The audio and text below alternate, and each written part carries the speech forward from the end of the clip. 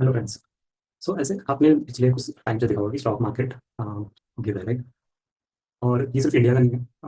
काफ़ी सारा global market including US, आप बिटकॉइन या फिर क्रिप्टो में देख लें, और या फिर इंडियन मार्केट हो, सब के सब नेगेटिव में जा रहे हैं right? और बहुत टाइम से ये बोला जा रहा है ये हो रहा है बिकॉज ऑफ ट्रम्प का टैरिफ्स, जो पूरे वर्ल्ड के सारे अलग अलग देशों पे वो टैरिफ लगा रहे हैं। तो वो एक रीज़न बोला जा रहा है कि it is because of Trump's tariff. अब ट्रम्प, आप देखेंगे इलेक्शन के पहले ट्रम्प को माना जा रहा था कि वो स्टॉक मार्केट और बिजनेसेस के लिए बहुत अच्छे होंगे।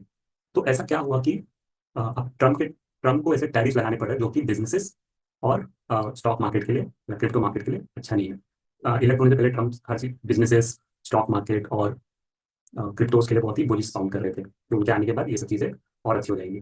बट जो एक्शन वो ले रहे हैं उसकी वजह से मार्केट डाउन जा रहा है। ठीक? तो ऐसा क्या है कि ट्रम्प ये एक्शन ले रहे हैं और इनकी वजह से इम्पैक्ट हो रहा है। तो इसके ऊपर एक बहुत ही अच्छा आर्टिकल फिन शॉर्ट्स का है, जिसका टाइटल है US wants its stock market to crash.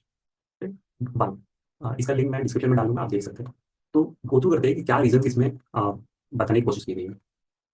तो आप अगर देखोगे तो यहाँ पे दो रीजन बताए गए हैं। तो सबसे पहला रीजन है जो कि ट्रम्प खुद भी बोलते हैं कि ये ग्लोबलिस्ट की वजह से ये पैनिक हो रहा है या फिर ये प्रॉब्लम्स आ रहे हैं या फिर स्टॉक मार्केट वगैरह गिर रहे हैं। अब इसका रीजन या फिर इसके पीछे की स्टोरी क्या है कि बहुत सारा ट्रेड यूएस का चाइना से होता है right?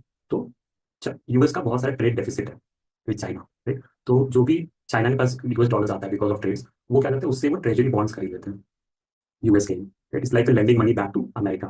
तो वहां से जो भी फायदा होता है वो बॉन्ड्स खरीद के एज अ लोन वो अमेरिका को ही पास ऑन कर देते हैं।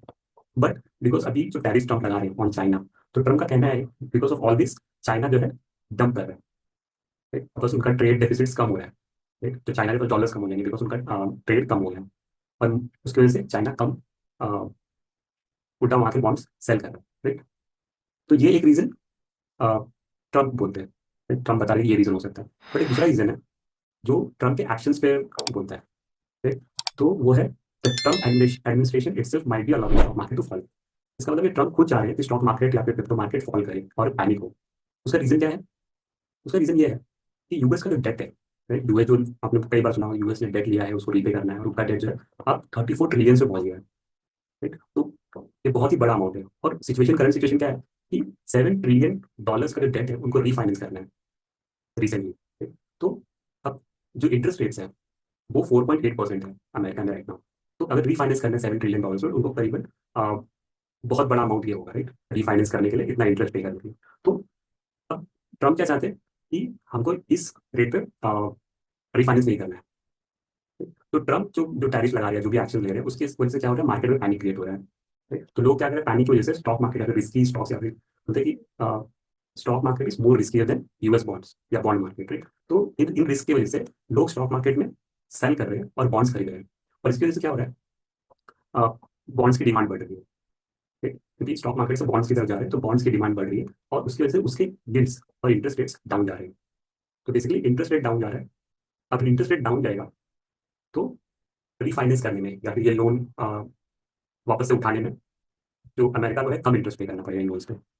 तो इसमें ट्रम्प को फायदा दिखता है। तब अगर आप देखोगे currently the 10 year treasury yield has already drop to 4.8% to 4.25%। तो बॉन्ड्स के जो यील्ड्स या फिर इंटरेस्ट रेट्स है वो नीचे आ गए 4.8 से 4.25। अब ये बहुत ही छोटा अमाउंट लग सकता है, डिफरेंस लग सकता है, बट बोलते हैं इससे जब रीफाइनेंसिंग होगा इनके डेट का $7 ट्रिलियन का, it will save almost I mean more than billions of dollars. ये सेव होगा राइट।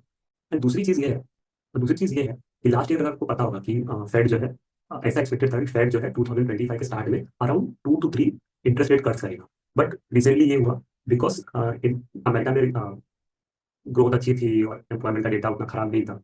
तो उसकी वजह से फेड ने जो है एक ही रेट कट किया और बोला कि और रेट कट की आगे जरूरत नहीं है। तो रेट कट नहीं हो रहा है, ये एक प्रॉब्लम है, इकॉनमी आगे नहीं बढ़ सकती। तो इसके लिए ट्रम्प जो है वो पैनिक क्रिएट कर रहे हैं सो दैट मार्केट में रिसेशन आए, एम्प्लॉयमेंट डाउन जाए एंड उससे क्या होगा, फेड को मजबूरन फिर इंटरेस्ट रेट नीचे लाना पड़ेगा। तो जैसे यहाँ पे लिखा गया कि expectation for multiple rate cuts in 2025 has shorten because जो पैनिक ट्रम्प क्रिएट कर रहे हैं right? तो यही दो रीजन है जो इस आर्टिकल में बताया गया है। एक तो यह है कि ट्रम्प चाहते हैं कि बॉन्ड यील्ड या इंटरेस्ट जो है वो नीचे है। एक बॉन्ड की डिमांड ज्यादा बढ़ती है, इंटरेस्ट रेट नीचे आते हैं बॉन्ड्स की।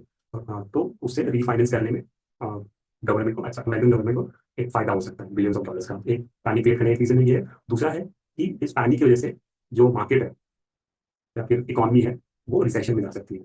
अब ये सब ट्रम्प क्यों कर रहे हैं आने के बाद, बट बिकॉज उनसे ज़्यादा एक्सपेक्टेशन थी। बट कहते हैं कि लॉन्ग टर्म अगर देखने जाए ये चीज़ें अच्छी है, शॉर्ट टर्म पेन जो दे रहे हैं ट्रम्प, ये शॉर्ट टर्म पेन लेके लॉन्ग टर्म में अच्छा एक पॉजिटिव हो सकता है अमेरिका की इकॉनमी के लिए। एंड दैट्स बोला जाए कि ये सब चीज़ें जो है ट्रम्प जो है जानबूझ कर रहे हैं।